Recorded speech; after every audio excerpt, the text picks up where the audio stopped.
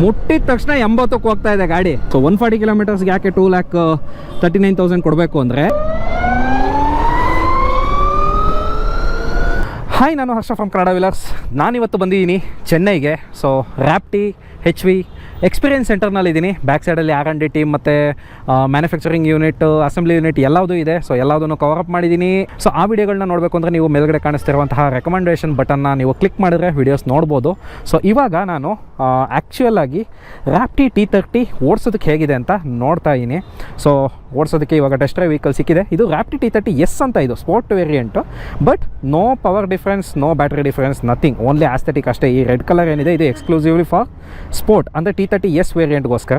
Just back ಸೈಡಲ್ಲಿ ಒಂದು design ಒಂಚೂರು ಚೇಂಜಸ್ ಇರುತ್ತೆ ಅಷ್ಟೇ. ಇನ್ನು ಮೋಟ್ರ್ ವಿಷಯದಲ್ಲಾಗಲಿ ಪವರ್ ವಿಷಯದಾಗಲಿ ಏನು ಡಿಫ್ರೆನ್ಸ್ ಇರೋದಿಲ್ಲ. So let's start the ride. So ನಾವು ಓಡಿಸ್ಬೇಕು ಅಂದರೆ ನೋಡಿ, ಇಲ್ಲಿ ಕಿಲ್ ಸ್ವಿಚ್ ಇದೆ. ಸೊ ಕಿಲ್ ಸ್ವಿಚ್ನ ಜಸ್ಟ್ ಆನ್ ಮಾಡಿ ಬ್ರೇಕ್ ಹಿಡ್ಕೊಂಡು, ಸೊ ಆನ್ ಮಾಡಿದ ತಕ್ಷಣ ಈ ರೀತಿ ಬರುತ್ತೆ. ಸೊ ಎಲ್ಲದು ಕಣ್ಣಿಗೆ ಕಾಣಿಸ್ತಾ ಇದೆ ಅಚ್ಚುಕಟ್ಟಾಗಿ. ಸೊ ಸನ್ಲೈಟ್ನಲ್ಲೂ ಕೂಡ ಆರಾಮಾಗಿ ಕಾಣಿಸ್ತಾ ಇದೆ. ಬಟ್ ಪ್ರಾಬ್ಲಮ್ ಏನಂದರೆ ಫಾಂಟ್ ಸೈಜ್ ಸ್ವಲ್ಪ ಚಿಕ್ಕ ಆಯಿತು. ಬಟ್ ನನ್ನ ಪ್ರಕಾರ ಈ ಒಂದು ಸಾಫ್ಟ್ವೇರ್ ಅಪ್ಡೇಟ್ ಏನು ಕೊಡ್ತಾರೆ ಅದ್ರ ಮೂಲಕ ಇದನ್ನೆಲ್ಲ ಸ್ವಲ್ಪ ದೊಡ್ಡ ಮಾಡಿದರೆ ಚೆನ್ನಾಗಿರುತ್ತೆ, ನನ್ನ ರಿಕ್ವೆಸ್ಟ್ ಅಷ್ಟೇ. So let start. ಇವಾಗ ಕಂಫರ್ಟ್ ಮೋಡಲ್ಲಿದೆ.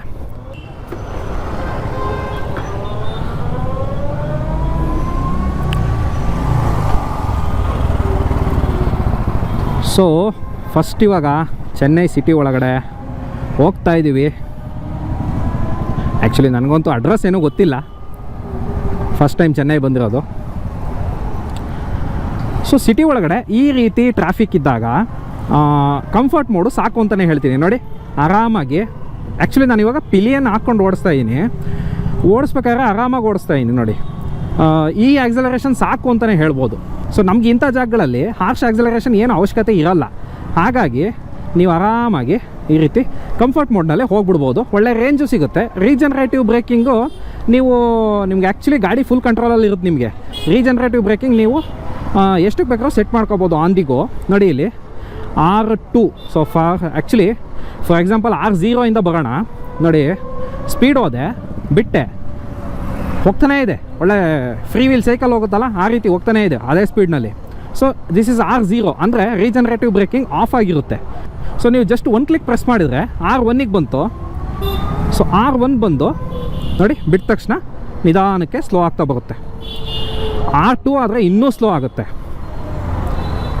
ಸೊ ನಿಮಗೆ ನೆಕ್ಸ್ಟ್ R3ನಲ್ಲಿದೆ ನೋಡಿ, ಫುಲ್ ಸ್ಲೋ ಆಗ್ತಾ ಇದೆ ತುಂಬ ಫಾಸ್ಟಾಗಿ. ಸೊ ಈ ರೀತಿ R3 ಅಂದರೆ ರೀಜನರೇಟಿವ್ ಬ್ರೇಕಿಂಗ್ ಮೋಡ್ R3ನಲ್ಲಿ ಈ ರೀತಿ ಇಂಜಿನ್ ಬ್ರೇಕಿಂಗ್ ಜಾಸ್ತಿ ಆಗುತ್ತೆ. ಓಕೆನಾ? So this is A good option. ಯಾಕೆ ಅಂದರೆ ನಮ್ಮ ಕೈನಲ್ಲಿ ಕಂಟ್ರೋಲ್ ಇರುತ್ತೆ ರೀಜನರೇಟಿವ್. ನಿಮಗೆ ಬೇಡ ಅಂದರೆ ಆರಾಮಾಗಿ R0ಲೇ ಹೋಗ್ಬಿಡ್ಬೋದು. ನೋಡಿ ಸುಮ್ಮನೆ ಬಿಟ್ಟರು ಹೋಗ್ತಾನೆ ಇರುತ್ತೆ ಸ್ಪೀಡು. ಸೊ ಮೊಮೆಂಟಮ್ ಇರುತ್ತಲ್ಲ, ಸೊ ಹಾಗಾಗಿ ಹೋಗ್ತಾನೆ ಇರುತ್ತೆ. ಓಕೆ, ಮನ್ಯೂವರ್ ಮಾಡೋದಕ್ಕೆ ಈಸಿಯಾಗಿದೆ. ಬಟ್ ನಾನು ಒಂದು ನೆಗೆಟಿವ್ ಏನು ನೋಟಿಸ್ ಮಾಡಿದೆ ಅಂದರೆ ಟರ್ನಿಂಗ್ ರೇಡಿಯಸ್ ಕಮ್ಮಿ. ಯಾಕೆಂದರೆ ಜಾಗ ಇಲ್ಲ, ಇದು ಜಾಸ್ತಿ ಟರ್ನ್ ಆಗೋದಕ್ಕೆ ಜಾಸ್ತಿ ಜಾಗ ಇಲ್ಲ ಇಲ್ಲಿ ನಾನು ನೋಡ್ದಂಗೆ. ಸೊ ಕಂಫರ್ಟ್ ಮೋಡ್ ಆಯಿತು. ಇವಾಗ ಮೋಡ್ನ ಚೇಂಜ್ ಮಾಡಬೇಕು ಅಂದರೆ ಜಸ್ಟ್ M ಬಟನ್ ಹೊಡೆದ್ರೆ ರೈಡಿಂಗ್ ಮೋಡ್ ಚೇಂಜ್ ಆಯಿತು, ಪವರ್. ಸೊ ನೆಕ್ಸ್ಟ್ ಪವರ್ ಮೋಡ್ನಲ್ಲಿ ನಿಮಗೆ ಸೊ ಆಕ್ಸಲರೇಷನ್ ನೋಡಿ, ಸೊ ಕೊಟ್ಟ ತಕ್ಷಣ ಎಳ್ಕೊಂಡು ಹೋಗ್ತಾ ಇದೆ.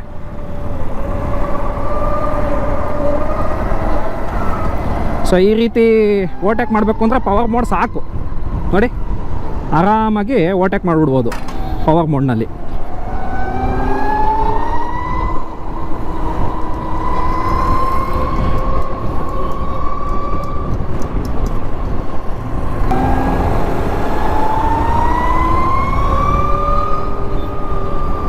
ಒಳ್ಳೆ ಪವರ್ ಇದೆ ಪವರ್ ಮೋಡ್ನಲ್ಲಿ.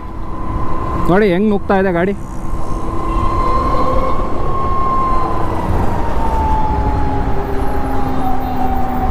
ಆ್ಯಕ್ಚುಲಿ ರೀಜನರೇಟಿವ್ ಎಷ್ಟು % ಆಗ್ತಾ ಇದೆ ಅಂತಲೂ ತೋರಿಸ್ತಾ ಇದೆ ಇಲ್ಲಿ.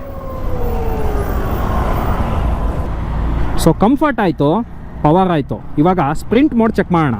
ಆ್ಯಕ್ಚುಲಿ ಇದರಲ್ಲಿ 70 Nm ಟಾರ್ಕ್ ಇರೋದ್ರಿಂದ ಸಡನ್ ಆಕ್ಸಲರೇಷನ್ ಎತ್ಕೊಳ್ಳುತ್ತೆ.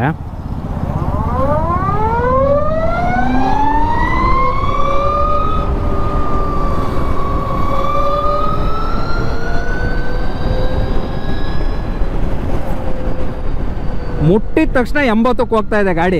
ಇನ್ನೇನು ಬೇಕು ಅಂತ ಗೊತ್ತಾಗ್ತಾ ಇಲ್ಲ. ಏನು ಪವರ್ ಇದೆ, ಅಯ್ಯೋ ಸೂಪರ್ ಮಾತ್ರ. 22 ಕಿಲೋವ್ಯಾಟ್ ಮೋಟಾರ್ ಕೊಟ್ಟಿರೋದು ಇದರಲ್ಲಿ, ಬೆಲ್ಟ್ ಡ್ರಿವನ್ನು.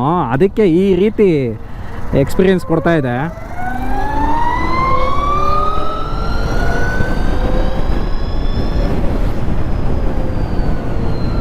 ಸೊ ಬ್ರೇಕಿಂಗು ಅಷ್ಟೇ ಏನು ತೊಂದರೆ ಇಲ್ಲ, ಬೈಬ್ರೆ ಬ್ರೇಕಿಂಗ್ ಸೆಟಪ್ ಕೊಟ್ಟಿದ್ದಾರೆ. ಮುಂದ್ಗಡೆ 320mm ಡಿಸ್ಕ್ ಬ್ರೇಕ್, ಬ್ಯಾಕ್ ಸೈಡಲ್ಲಿ 230mm disc brake, dual channel ABS ಜೊತೆ ಬರುತ್ತೆ. ಅದ್ರ ಜೊತೆಗೆ ರೀಜನ್ ಕೂಡ ಸೇರಿಕೊಂಡ್ರೆ ನೋಡಿ, R3 ಹಾಕೊಂಡಾಗ ನೀವು ಆಕ್ಸಿಲೇಟರ್ ಬಿಟ್ಟರೆ ಅದೇನೇ ಬ್ರೇಕಿಂಗ್ ಆಗ್ತಾ ಇರುತ್ತಲ್ಲ, ಸೊ ಆರಾಮಾಗಿ ಹೋಗುತ್ತೆ. ಸೊ ನಿಮಗೆ ಆಕ್ಸಲರೇಷನ್ ವಿಷಯದಲ್ಲಾಗಲಿ ಬ್ರೇಕಿಂಗ್ ವಿಷಯದಲ್ಲಾಗಲಿ ತೊಂದರೆ ಇಲ್ಲ ಅಂತ ಹೇಳ್ತೀನಿ. ಸೊ ರೈಡ್ ಮೋಡ್ಸು ಇಷ್ಟ ಆಯಿತು. ನೆಕ್ಸ್ಟ್ ಬಂದು ನನಗೆ ಡ್ರೈವಿಂಗ್ ಕಂಫರ್ಟ್ ಹೇಗಿದೆ ಅಂತ. ಸೊ ಹ್ಯಾಂಡಲ್ ಬಾರು ಇದು single handle bar, not A clip on handle bar. ತುಂಬ ಸ್ಪೋರ್ಟಿವ್ ಆಗಿ ಏನು ಮಾಡಿಲ್ಲ. ಇದು ಸಿಟಿ ಬೈಕ್ ಆಗಿರೋದ್ರಿಂದ ಈ ಒಂದು ಸಿಂಗಲ್ ಹ್ಯಾಂಡಲ್ ಬಾರ್ ಸಾಕು ಅಂತಲೇ ಹೇಳ್ಬೋದು. ಜೊತೆಗೆ ನಾನು ಓಡಿಸ್ತಾ ಇದ್ದೀನಲ್ಲ ನೋಡಿ, ಇಲ್ಲಿ ನನ್ನ ರೈಡಿಂಗ್ ಟ್ರಯಾಂಗಲ್ ಹೇಗಿದೆ ಅಂದರೆ ನನಗೆ ಕಂಫರ್ಟ್ ಆಗಿದೆ. ಸೊ ನಾನು 6 ಫೀಟ್ ಹೈಟ್ ಇದ್ದರೂ ಕೂಡ ನನಗೆ ಕಂಫರ್ಟ್ ಆಗಿದೆ. ಬಟ್ ಕಾಲು ಏನಾಗಿದೆ ಅಂದರೆ ಸ್ವಲ್ಪ ಫುಟ್ ಪೆಗ್ಗು ಸ್ವಲ್ಪ ಮೇಲೆ ಸೆಟ್ ಆಗಿದೆ ಮತ್ತು ಹಿಂದಕ್ಕೆ ಸೆಟ್ ಆಗಿದೆ. ಹಾಗಾಗಿ ಏನಾಗುತ್ತೆ ನಿಮಗೆ ಲಾಂಗ್ ಜರ್ನೀಸಲ್ಲಿ, ಅಂದರೆ ಫಾರ್ ಎಕ್ಸಾಂಪಲ್ ಕಂಟಿನ್ಯೂಸ್ಲಿ ನೀವು 50-60 ಕಿಲೋಮೀಟರ್ಸ್ ಹೋಗ್ತೀನಿ ಅಂದರೆ ಅಂಥ ಟೈಮಲ್ಲಿ ನಿಮಗೆ ಸ್ವಲ್ಪ ಪ್ರಾಬ್ಲಮ್ ಆಗ್ಬೋದು ಅಂತಲೇ ಹೇಳ್ಬೋದು. ಅದು ಬಿಟ್ಟರೆ ನನಗೆ ನನ್ನ ಪರ್ಸ್ಪೆಕ್ಟಿವಲ್ಲಿ ಆ್ಯಕ್ಚುಲಿ ಇದು ಈ ಒಂದು ಕಾಲು ನನಗೆ ಸ್ವಲ್ಪ ಮಂಡಿ ಈ ಒಂದು ಪೋಸ್ಟರಲ್ಲಿ ನೋವು ಬರುತ್ತೆ. ಬಟ್ ಹೈಟ್ ಸ್ವಲ್ಪ ಕಮ್ಮಿ ಇದ್ದರೆ ಅಷ್ಟು ನೋವು ಬರಲ್ಲ ಅಂತಲೇ ಹೇಳ್ಬೋದು. ಯಾಕೆಂದರೆ 790mm ಸೀಟ್ ಹೈಟ್ ಇದೆ. ಸೊ ಆರಾಮಾಗಿ ಮ್ಯಾನೇಜ್ ಆಗುತ್ತೆ. ನಾರ್ಮಲ್ ಇಂಡಿಯನ್ಸ್ಗೆ ಏನು ತೊಂದರೆ ಇಲ್ಲ, ಆರಾಮಾಗಿ ಮ್ಯಾನೇಜ್ ಆಗುತ್ತೆ. So 0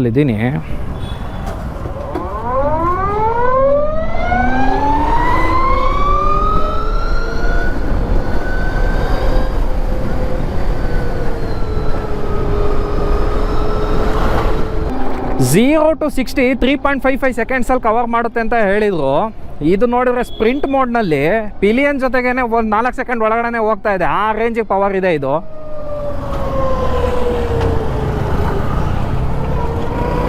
so next suspension. So ಈ ರೀತಿ ಪಾರ್ಟೋಲ್ಗಳಿಗೆ ಏನು ತೊಂದರೆ ಇಲ್ಲ ಅಂತಲೇ ಹೇಳ್ತೀನಿ. ಯಾಕೆಂದರೆ ಫ್ರಂಟಲ್ಲಿರೋದು USD ಸಸ್ಪೆನ್ಷನ್ನು, ಬ್ಯಾಕ್ ಸೈಡಲ್ಲಿರೋದು ಮೋನೋಶಾಕ್ ಸಸ್ಪೆನ್ಷನ್ನು.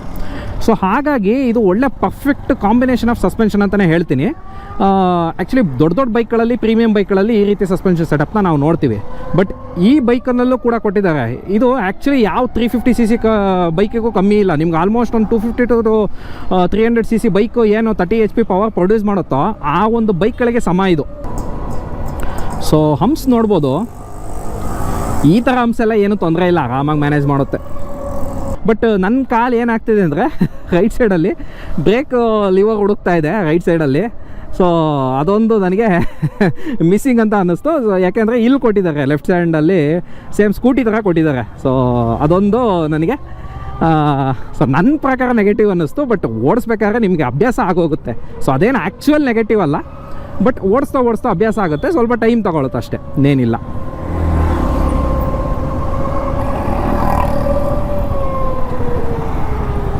ಸೊ ನೆಕ್ಸ್ಟ್ ಬಂದು ಇದರ ರೇಂಜ್. ಸೊ ರೇಂಜ್ ಬಂದು ಕಂಪ್ನಿಯವರು ಈ ಒಂದು 5.4 kWh ಬ್ಯಾಟ್ರಿಗೆ 200 ಕಿಲೋಮೀಟರ್ಸ್ IDC ರೇಂಜ್ನ ಕ್ಲೇಮ್ ಮಾಡಿದ್ದಾರೆ. ರಿಯಲ್ ವರ್ಲ್ಡ್ ರೇಂಜ್ ಏನು ಅಂದರೆ 120 to 140 ಕಿಲೋಮೀಟರ್ ನೀವು ಎಕ್ಸ್ಪೆಕ್ಟ್ ಮಾಡ್ಬೋದು ಪರ್ ಚಾರ್ಜ್.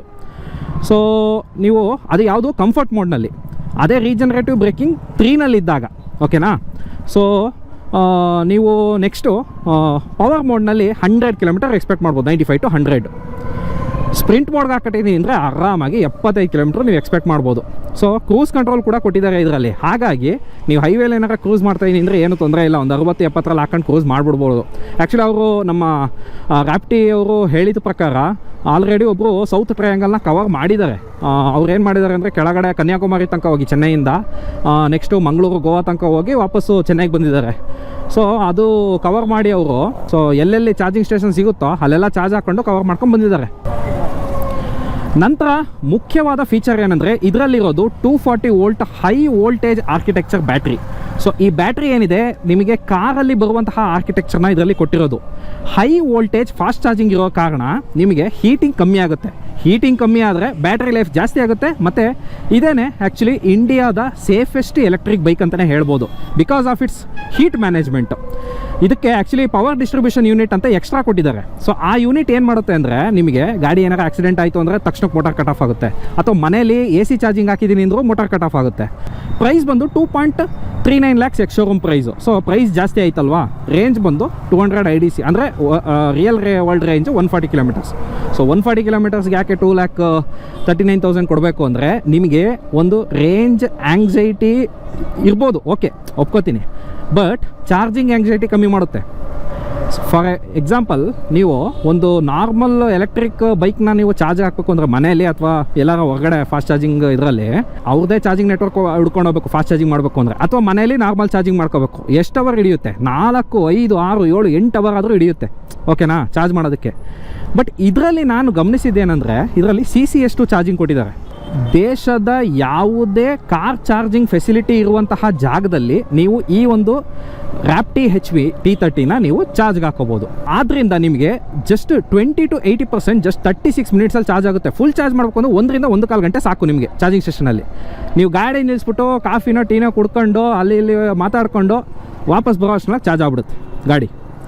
ಸೊ ನಿಮಗೆ ಚಾರ್ಜಿಂಗ್ ಆಂಗ್ಸೈಟಿನ ಕಮ್ಮಿ ಮಾಡೋದಕ್ಕೆ ಅಂತಲೇ ಈ ಒಂದು ರ್ಯಾಪ್ಟಿ ಇರೋದು. Electric bike with car DNA actually, ಓಕೆನಾ. ಸೊ ಅದು ನಾನು ಗಮನಿಸಿದಂಥ ವಿಷಯ. ಮತ್ತು ಎಲೆಕ್ಟ್ರಾನಿಕ್ಸ್ ಅಂತೂ ಸೂಪರಾಗಿದೆ, ತುಂಬಾ ಇದೆ. ಮತ್ತು ನಮ್ಮ ಇಂಡಿಯನ್ ರೋಡ್ ಕಂಡೀಷನ್ಸ್ಗೆ ಏನೇನು ಬೇಕೋ ಸ್ಟ್ಯಾಂಡರ್ಡ್ ಆಗಿ ಒಂದು 2.4 lakhs ಪ್ರೀಮಿಯಂ ಬೈಕ್ಸಲ್ಲಿ ಏನೇನು ಸ್ಟ್ಯಾಂಡರ್ಡ್ ಫೀಚರ್ಸ್ ಅಂತ ಸಿಗುತ್ತೋ, ಲೈಕ್ ಡ್ಯುಯಲ್ ಚಾನಲ್ ABS ಆಗಿರ್ಬೋದು, ಅಥವಾ ಈ ಡಿಸ್ಪ್ಲೇ ಮತ್ತು ಕ್ರೂಸ್ ಕಂಟ್ರೋಲ್, ಸೊ ಅವೆಲ್ಲ ಸ್ಟ್ಯಾಂಡರ್ಡಾಗಿ ಬಂದ್ಬಿಡುತ್ತೆ ಇದರಲ್ಲಿ. ಸೊ ಅಪ್ರಿಷಿಯೇಟ್ ಮಾಡಬೇಕಾಗಿದ್ದೆ ಇದನ್ನು. ಸೊ ಇದು mainly city oriented, city focus ಮಾಡಿಕೊಂಡೇ ಮಾಡಿರೋವಂಥ ಗಾಡಿ ಇದು. ಹಾಗಾಗಿ ನಾನು ಸಿಟಿ ಒಳಗಡೆ ಎಷ್ಟು ಟ್ರಾಫಿಕಲ್ಲಿ ಓಡಿಸಾಡ್ತಾ ಇದ್ದೀನಿ ನೋಡಿ. ಬಟ್ ನನಗೆಲ್ಲೂ ವೆಯ್ಟ್ ಫೀಲ್ ಆಗ್ತಾಯಿಲ್ಲ. 177 kgs ಕರ್ಬ್ ವೆಯ್ಟ್ ಇದೆ ಇದು. ಆದರೂ ಕೂಡ ಈ ಒಂದು ಬ್ಯಾಟ್ರಿ ಮುಂಭಾಗದಲ್ಲಿ ಕೆಳಗಡೆ ಸೆಟ್ ಆಗಿರೋದ್ರಿಂದ ವೆಯ್ಟ್ ಎಲ್ಲ ಅಲ್ಲಿಗೆ ಹೋಗಿದೆ, ಮತ್ತು ಅದ್ರ ಹಿಂಭಾಗನೇ ಮೋಟಾರ್ ಇದೆ. ಹಾಗಾಗಿ ತುಂಬ ಲೋ ಕೆಳಗಡೆ ಇದೆ ವೆಯ್ಟು. ಸೊ ನಿಮಗೆ ಈ ಮನೋವರ್ ಮಾಡೋದಕ್ಕೆಲ್ಲ ನಿಮ್ಗೆ ಆರಾಮಾಗಿ ಮಾಡಿಬಿಡ್ಬೋದು, ನಿಮ್ಗೇನು ತೊಂದರೆ ಆಗಲ್ಲ. ಸೊ ಅದೊಂದು ನಾನು ಗಮನಿಸಿದಂತಹ ಪಾಸಿಟಿವು. ಸೊ ಇದಾಗಿತ್ತು ರ್ಯಾಪ್ಟಿ T30S ಒಂದು ಶಾರ್ಟ್ ರೈಡ್ ಸ್ಟೋರಿ. ಸೊ ಈ ವಿಡಿಯೋನ ನೋಡಿದ್ದಕ್ಕಾಗಿ ತುಂಬ ಧನ್ಯವಾದಗಳು. ನೀವಿನ್ನೂ ನಮ್ಮ ಚಾನಲ್ನ ಸಬ್ಸ್ಕ್ರೈಬ್ ಮಾಡ್ಕೊಳ್ಳಿಲ್ಲ ಅಂದರೆ ಸಬ್ಸ್ಕ್ರೈಬ್ ಮಾಡ್ಕೊಳ್ಳಿ ಮತ್ತು ಬೆಲ್ ಐಕಾನ್ ಕೂಡ ಕ್ಲಿಕ್ ಮಾಡಿ. ಇದೇ ರೀತಿಯ ಬೈಕ್ ಮತ್ತು ಕಾರ್ ಅಪ್ಡೇಟ್ಸ್ ನಿಮಗೆ ಬೇಗ ತಲುಪುತ್ತೆ.